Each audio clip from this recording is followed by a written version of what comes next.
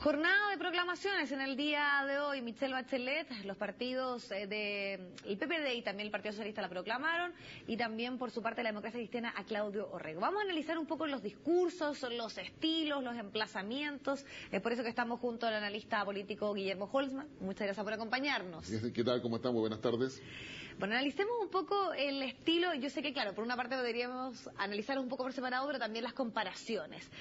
A grandes rasgos, resumamos un poco qué te pareció o qué énfasis viste tú en los discursos tanto de Michelle Bachelet como de Claudio Orrego. A ver, yo creo que hay puntos convergentes en ambos. Michelle Bachelet, sin lugar a dudas, llega con toda la impronta de funcionaria internacional, de expresidenta, ya con un bagaje político que se nota en su expresión, se nota en su discurso, en la forma de poder expresar las ideas. Frente a un Claudio Orrego que ha hecho una dura pelea dentro de la democracia cristiana para posicionarse como un referente no solamente joven, sino que distinto a lo que ha sido la estructura de la democracia cristiana en los últimos 20 o 30 años, donde han estado los mismos dirigentes. Y Claudio Orrego ha demostrado en la práctica de que se puede hacer política en terreno, ha sido alcalde y ha hecho una no fácil labor para poder posicionarse dentro de eso. Con esas dos visiones, la Concertación tiene a sus dos principales candidatos a las primarias. El tercero es José Antonio Gómez, cuya proclamación todavía no se realiza, o por lo menos no tiene el mismo peso que estas dos que hemos visto en el día de hoy. Y en esa perspectiva, los espacios en común son bastante evidentes. Por una parte, la lucha contra la desigualdad, una suerte de inclusión que se plantea de diferente tono, énfasis con Claudio Orrego y Michelle Bachelet, la idea de una nueva constitución como elemento esencial. Michelle Bachelet se concentra en la transformación del Estado, en la transformación y con la inclusión social para poder llevar a cabo los cambios en términos que permita superar la desigualdad, que también lo comparte don Claudio Orrego, en términos de poder ir generando una mayoría, digamos, ciudadana, que el cambio se haga entre todos, que quizás es lo principal que está haciendo Michelle Bachelet, la inclusión para que ese cambio sea integral o integrando a todos los ciudadanos. Mientras que Claudio Orrego dice, acá hay un pensamiento social cristiano que se diferencia claramente de la derecha. Bachelet no va a un ataque a la derecha como abiertamente, va al modelo. No tampoco se refiere Michelle Bachelet al gobierno de Sebastián Piñera. Sí lo hace Claudio Orrego en términos de que plaza y es categórico en el sentido de que la propuesta que ellos tienen es completamente distinta a la de la derecha. Guillermo, y en ese sentido, cuando se hacen estos emplazamientos por parte de Claudio Orrego, y además también cuando se pone mucho énfasis desde dónde él está hablando, él dice, soy demócrata cristiano, no escondo mi militancia y busco y creo que es el centro político, el centro cristiano, progresista también, desde donde yo quiero empezar a sumar una mayoría. Desde ese punto de vista, ¿puede ser que el discurso de Claudio Orrego sea tal vez más político o no es tan así, a tu parecer? A ver, es mucho más en términos de identidad política. Claudio Orrego, yo creo que uno escucha completo el discurso, más allá de sus digregaciones y las improvisaciones que hace mientras lo da a conocer. Él está buscando y reafirmando la identidad política de la democracia cristiana desde el punto de vista social cristiano y desde el punto de vista del centro político que quiere cooptar. Aprovechando básicamente, yo diría, una estrategia que es bastante evidente en el sentido que Michelle Bachelet necesita abrir mucho más hacia la izquierda y reencantar a una izquierda donde la identidad de ella es más bien suprapartidaria. No es una identidad asociada directamente con el Partido Socialista o el PPD. De hecho, en el discurso prácticamente no lo menciona. Sí. Mientras que Claudio Orrego sí necesita fortalecer la identidad, digamos, democristiana y conquistar un voto de centro, mientras Bachelet quiere ampliar su influencia o la captación de adherentes hacia la izquierda. Y eso ya podemos ahora entenderlo como algo que ya está claro, que finalmente ya ahí podemos decir sí o sí ahora que el discurso de Michelle Bachelet busca y mira hacia la izquierda, hablando de una reforma tributaria importante, del tema de la educación y principalmente los cambios a la Constitución, versus el Claudio Orrego, que también hace ya una reafirmación del centro político, que es esta disputa que hemos visto también durante el último tiempo entre la democracia cristiana y este bloque PS, PPD, que tiene mayor, por ejemplo, o menos complicaciones de estar con el PC, de estar con otros partidos políticos. La verdad es que hoy día lo que tenemos en la práctica es la conformación de una concertación que, sometido a un proceso de primarias, tiene que buscar la propia fórmula para poder ejercer los pesos y contrapesos. La democracia cristiana no no puede permitir, desde el punto de vista ideológico, que todo el eje de lo que es la concertación solamente esté basado en lo que diga el PSPPD y en esa lógica Michelle Bachelet. Como tampoco el PSPPD puede permitir que el chantaje se lo haga la democracia cristiana respecto a qué cosa va en el discurso. ¿Qué es lo que tenemos en claro si uno saca estas dos visiones? En las primarias se van a enfrentar una visión que es absolutamente mucho buscando apoyo hacia la izquierda y pensando derechamente a la presidencial. Michelle Bachelet en las primarias pareciera ser que la ve como una etapa que hay que superar, pero su discurso es presidencial, es de candidata presidencial directamente. Claudio Rego hace un discurso más orientado hacia las primarias, pero ya instalando cuáles son los temas que le interesan a la democracia cristiana frente, ¿no es cierto?, a la posibilidad cierta de que Michelle Bachelet sea la candidata del conglomerado. Y lo que ha hecho hoy día Claudio Rego, y por eso su discurso más largo, es hacer checklist de lo que a la democracia cristiana le interesa que esté en el programa. O sea, un discurso que estamos pensando más en las negociaciones, en cuánto va a ser o cuál va a ser el rol de la democracia cristiana en este conglomerado político más amplio del cual se habla. Exactamente, y es ahí donde los discursos de Ignacio Walker también, previo a lo de Bachelet, digamos, van dando en la misma línea. La democracia cristiana, su objetivo político hoy es ser un efectivo contrapeso respecto a lo avasallador que puede ser la propuesta que tiene Michelle Bachelet. Ahora, en el caso de Michelle Bachelet, ¿no se corre tal vez el riesgo de que finalmente, algo que también escuchamos por estos días, por parte sobre todo de los principales dirigentes del movimiento estudiantil, de acusarla de un cierto oportunismo por los temas que ella está finalmente incluyendo como parte de su discurso, que son los temas, podríamos decir, de las grandes demandas sociales, de cambios a la Constitución, de una educación gratuita, como ejes centrales de lo que podría ser su eventual gobierno? Si bien es cierto, los movimientos pueden considerar que oportunismo desde el punto de vista del equipo de Michelle Bachelet es estrategia, porque la estrategia supone sumar todo lo que está en la mesa o lo que está desordenado y sistematizarlo para poder estructurar una fortaleza. ¿Qué es lo relevante ahí?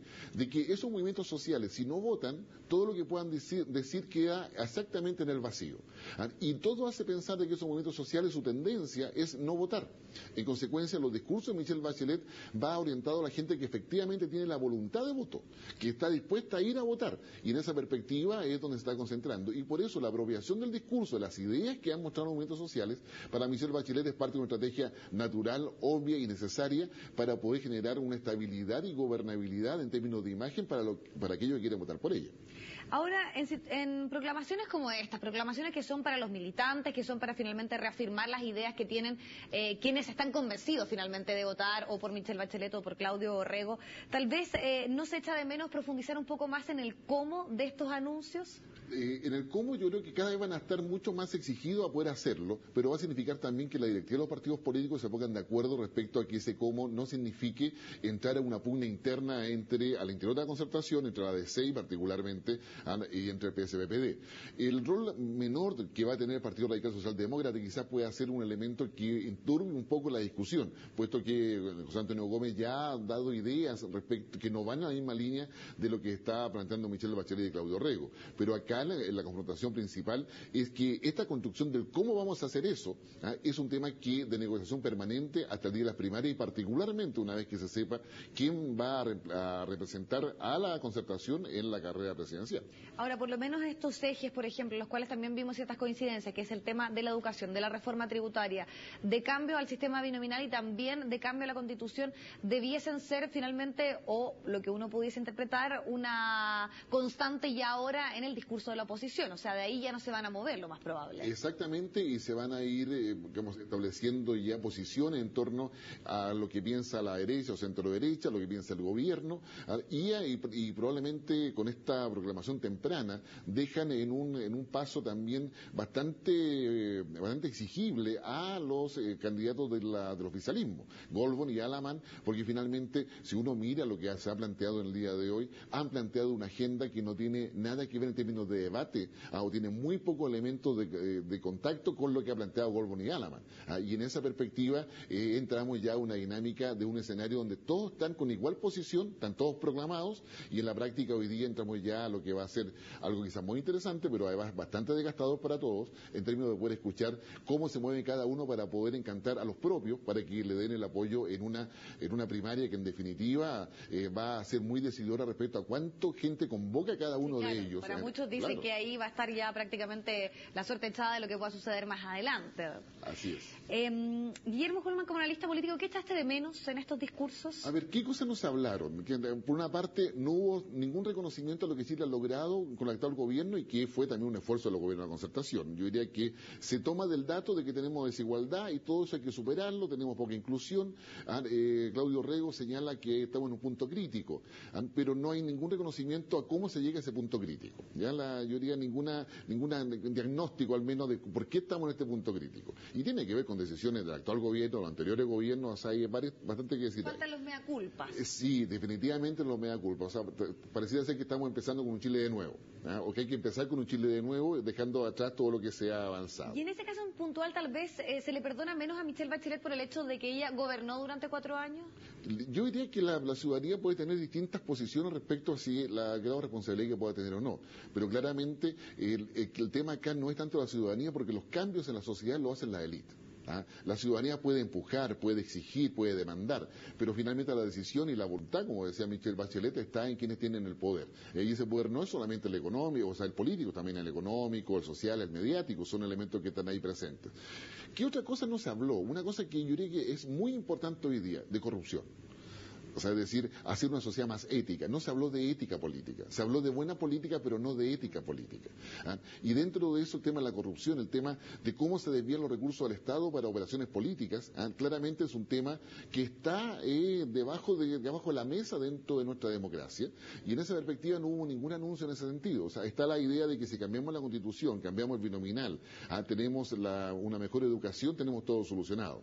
Pero un elemento esencial ahí es la ética, y eso no estuvo en ningún nuevo discurso. La buena política no es sinónimo de ética. La buena política es el elemento básico para vivir en sociedad y tener democracia. Pero tener democracia significa también una ética. Eso yo diría que tampoco se tocó. Y lo otro que no se tocó es el tema, la posición frente a la violencia social. Es decir, ya sea que sea por encapuchado, ya sea que sea la intrafamiliar, o sea, de la intrafamiliar hasta lo encapuchado, por colocarlo de alguna forma. Como la delincuencia, que sabemos que es uno de los grandes temas de la centroderecha. Así es, y de esa perspectiva no se tocó nada tampoco al respecto.